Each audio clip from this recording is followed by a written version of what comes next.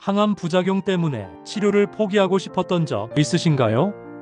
이 증상, 항암 부작용일까요? 아니면 위험 신호일까요? 라고 고민한 적 없으신가요? 6년차 항암 환자로서 처음 항암할 때 저도 동일한 고민을 했습니다. 안녕하세요. 헬스리본입니다. 저는 수술 불가 담도암 4기 환자로 6년째 항암 치료를 이어가고 있습니다. 항암을 앞두고 계신 분들, 지금 항암 중이신 분들이 가장 두려워하는 것 바로 항암 부작용이라고 생각합니다. 오늘은 항암 부작용이 왜 생기는지, 그리고 어떻게 관리하면 좋은지 제 경험을 토대로 나눠보고자 합니다.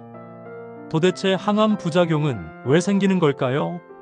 항암제는 암세포만 공격하지 않고 빠르게 분열하는 정상세포도 함께 공격하기 때문에 정상세포도 동일하게 영향을 받고 부작용이 생깁니다.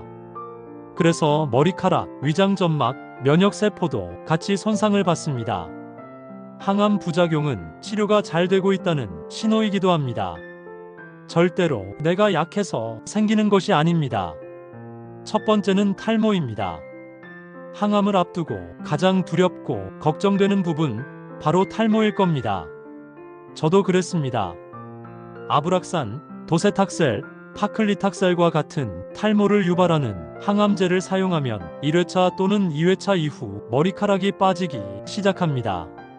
저는 2회차 항암을 마치고 탈모가 시작됐고 약 6개월이 지나자 머리카락이 조금씩 자라기 시작했습니다. 머리카락이 다시 자라니까 항암약에 내성이 생긴 건 아닐까 걱정도 했지만 아마 모낭세포가 적응한 것으로 보입니다.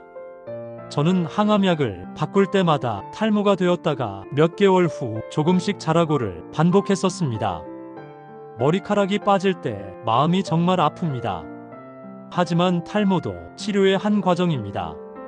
모자, 두건, 가발을 미리 준비해 두시면 마음의 부담이 줄어듭니다. 저는 머리 보호를 위해 모자를 주로 사용했고 가발은 비싸게 준비했지만 몇 번 사용하지는 못했습니다. 참고로 모든 항암 환자가 탈모를 겪는 것은 아닙니다. 키트루다, 옵디보와 같은 면역 항암제나 표적 항암제를 사용할 경우 대부분 탈모가 발생하지 않습니다. 암 환자는 탈모가 되어도 걱정, 탈모가 안 되어도 걱정입니다.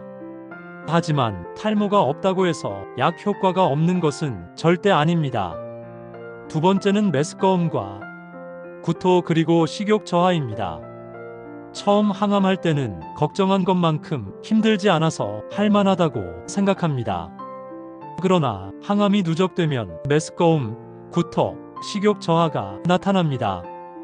저는 냄새만 맡아도 속이 울렁거려서 구토를 자주 하곤 했습니다.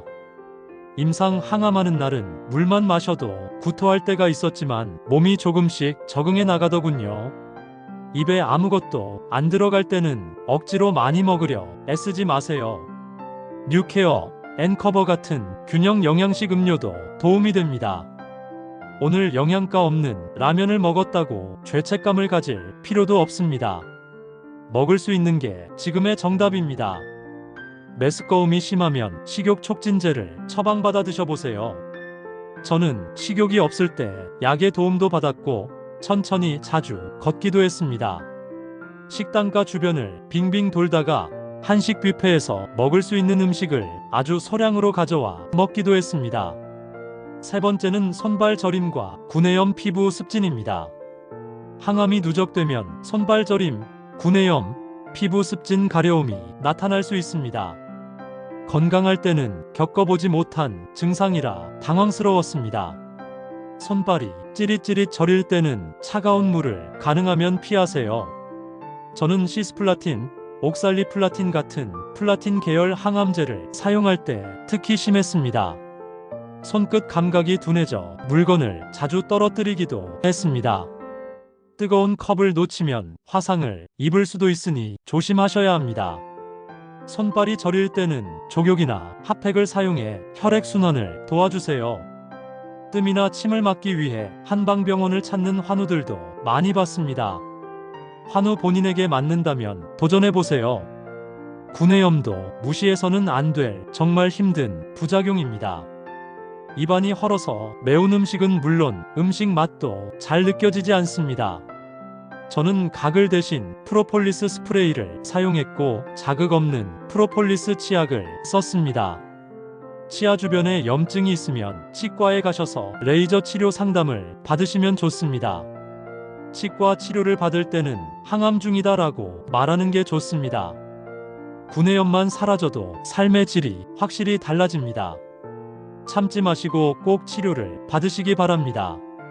특히 겨울에는 피부 습진과 가려움도 많이 겪었습니다. 항암으로 피부가 많이 약해진 거라고 생각합니다. 보습 크림이나 알로에를 자주 듬뿍 발라주세요. 항암 중에는 몸이 더 쉽게 건조해집니다. 마스크팩 하루 한 장도 의외로 도움이 됩니다. 부작용 네 번째는 변비 또는 설사입니다. 항암약은 장에도 영향을 줍니다. 그래서 변비나 설사가 발생할 수 있습니다. 저는 젬시타빈, 시스플라틴, 아브락산으로 첫 항암을 했을 때 설사를 경험했습니다. 변비나 설사가 생기면 절대 참지 마시고 주치의에게 약을 처방받아 복용하세요. 이리노테칸이라는 항암제도 사용했는데 항암 중 변비나 설사는 없었지만 복통이 잦아 핫팩의 도움을 많이 받았습니다. 현재 항암 중이라면 유산균을 꾸준히 복용하는 것도 추천드립니다. 끝까지 들어주셔서 감사합니다. 항암 부작용 2부에서 더 좋은 영상으로 찾아뵙겠습니다.